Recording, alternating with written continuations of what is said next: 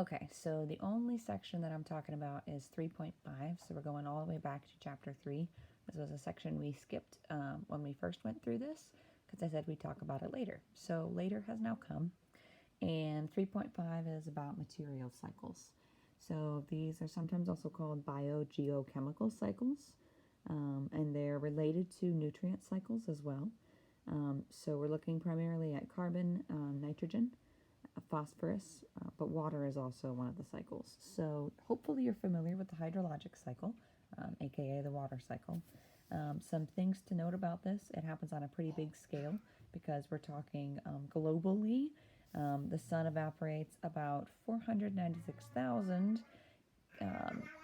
cubic kilometers of water every year. That's a ton of water. So again, huge scale. The diagram for this cycle is on the next page. Pretty much you need to know terms. So this is some of these terms you may not have heard of before, especially if you haven't studied the cycles again since middle school or elementary school. So you need to know AP level terms to describe what happens in the cycle. For all the cycles, you want to know where the sinks, or in other words, where the storage or main storage is for the material we're talking about, how things move, so what processes are involved to get them from one storage to the next, and then how humans can impact the cycle.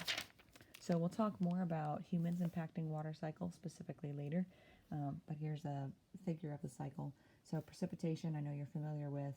Runoff, you probably are familiar with. We're going to figure out it's when water runs off of the surface into a lake or a stream. You should know evaporation. Transpiration might be a new one. Percolation might be a new one. There's another one, infiltration, which is sometimes substituted for percolation, so those two kind of go together. But groundwater would be where water is underneath all of the rock. So if you're going to drill a well, you drill down into usually the groundwater. Sometimes it's an underground river or lake.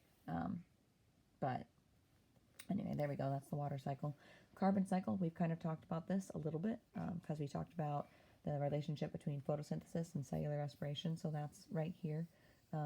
So with the carbon cycle, again, you want to know what the sinks are, how things move or what processes are involved to get carbon from one place to the next, and then how humans have impacted that. So the big impact for that is anthropogenic climate change. And we've talked about climate change already. There was a whole chapter about climate change, so hopefully you remember some of that.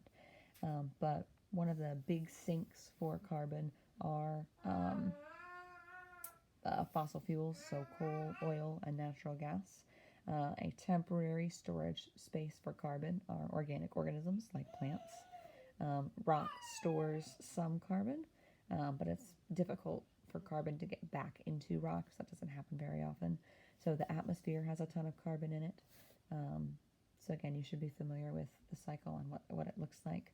You really don't ever need to know any of the numbers. So all of these numbers are looking at how much carbon moves in the processes. You really don't necessarily need to know specific numbers.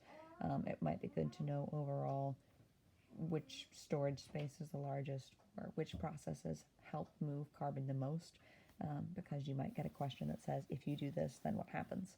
If you don't know how carbon moves, you won't be able to answer a question like that. So this whole section talks about carbon, and then we start talking about nitrogen underneath here. So the nitrogen cycle, this is a big one, and there's a ton of terminology with this. So it's pretty well described on this page. The reason the nitrogen cycle is really important is because there's my baby, and she's talking to me from the stairs. Hi, Anna. Hi. This is what I get for recording a video at home. Anyway, so plants can't use N2, which is the form of nitrogen in the atmosphere. So then how do plants get nitrogen? It's called nitrogen fixation, usually.